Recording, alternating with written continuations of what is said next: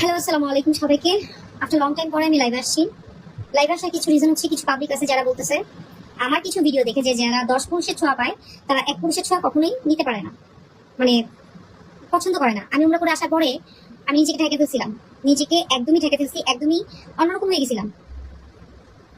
একটা মানুষ আমি বিয়ে করতে চাইনি, সর্বপ্রথম কথা আমি বিয়ে করতে চাইনি, আমি আমার ক্যারিয়ারে ফোকাস করতে চাইছি। বাট আমি আমার ফ্যামিলিকে অনেক ভালোবাসি। যে মানুষটা আমাকে মানে বিয়ের আগে বুঝাইছে যে সে আমাকে অনেক ভালোবাসে, সে আমার পিছনে অনেক ঘুরছে, অনেক কিছু করছে। আমি আমার লাইফে সবকিছু ত্যাগ করে, সব বিসর্জন দিয়ে, মিডিয়া বিসর্জন দিয়ে, আমার ক্যারিয়ার বিসর্জন দিয়ে আমি তাকে বিয়ে করছি। বাট সে তিলে তিলে লিটারালি আমাকে ট্রিগার করে, মানে আমার ফ্যামিলির কাছেই আমি ভাঙার মতো মানুষ না যে এত সহজে আমি ভেঙে যাবো। আমি মিডিয়াতে ব্যাক করবো ইনশাল্লাহ অতি তাড়াতাড়ি। কারণ যার জন্য আমি সবকিছু ছেড়ে দিতে রাজি হয়েছি, সেই ব্যক্তি যখন আমাকে পাইছে, একটা কথা আছে না যে পাওয়ার পরে মানুষ কদর কমে যায়। সো আমি সেই ট্রিগারটাই হয়েছি যে মানে পাওয়ার পরে আমার কদরটা আস্তে আস্তে আমি বুঝতে পারছি যে না, আমার ক্যারিয়ারটা ছাড়া আমার লাইফে সবথেকে বড় ভুল হয়েছে। সে আমাকে ভালোবাসে, আমি মিথ্যা বলবো না, সে আমাকে অনেক ভালোবাসে, কিন্তু তার ভালোবাসাটা হচ্ছে পায়ের জুতার মতো, যে জুতা মানে আমাকে দিনে দিনে ক্ষয় করে দিতেছে। আর যে কোনো, তো আমি ভাঙার মতো মেয়ে না, আমি ভাঙবো না। তো যাদের মাইন্ড খারাপ, যারা আমাকে খারাপ কমেন্টস করতেছেন বা খারাপ কিছু ভাবতেছেন, আই ডোন্ট কেয়ার। আপনাদের যা বলার বলেন, আমি কিচ্ছু বলবো না, আমার কোনো কিছু বলার সে নাই। বাট আমি এইটুকুই বলবো, কিছু কিছু মানুষ আছে যাদের দুইটা ফেস, একটা ভালো একটা খারাপ। আমি আমার জামাইকে ভালো ফেসটাই সবার সামনে রিভিল করছি, তার খারাপ ফেসটা কখনো রিভিল করি নাই।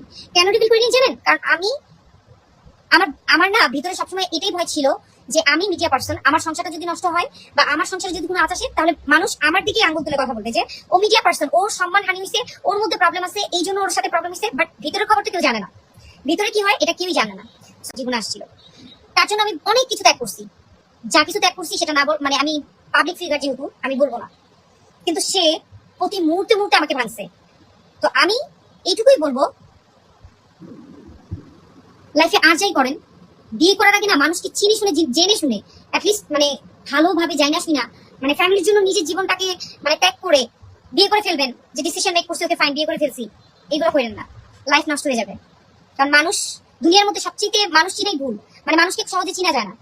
সো আমি এইটুকুই, আমার এখন যতটুকু মনে হয়, আমি একটা ভালো মানুষ খুঁজছিলাম, ভালো হইতে চাইছিলাম।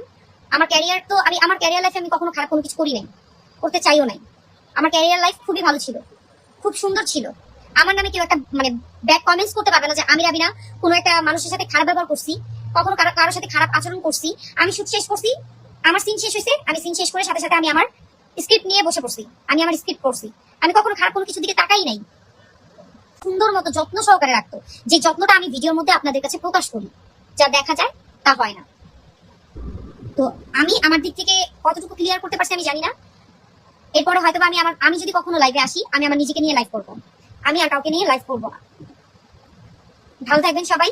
আমাকে নিয়ে যাদের খারাপ কমেন্টস করার আছে, ওরা ধরে ইচ্ছা মতো করেন, আমি খারাপ, আমি মেনে নিচ্ছি। ইভেন যাদের মন মানসিকতা যেমন, তারা সেভাবেই কথা বলবে, এটা আমি খুব ভালো করে জানি। তো তাদের নিয়ে আমার কোনো সে নাই। আর যারা আমার ওয়েল উইশার, অবশ্যই আমার জন্য দোয়া করবেন, আমি যেন সার্ভাইভ করতে পারি, আমি যেন আমার এই 8টা মাসের জীবনের মানে যতটুকু সময় আমি অপচয় করছি, আমি যেন সেটাকে আবার নতুন করে গড়ে তুলতে পারি। অনেক মানুষ বলছিল বিয়ে করো না রাবিনা, লাইফস্টাইল নষ্ট করো না, তোমার ক্যারিয়ার অনেক ব্রাইট, তুমি অনেক ভালো কিছু করতে পারবা। আমি কারো কথা কানে দিই নাই, কারো কথাই কানে দিই নাই, শুধুমাত্র এই একটা পার্সনের জন্য। বাট আমার লাইফটারে হেল্প করছে এই একটা পার্সনই। তো আমি কাউকে কিছু বলবো না।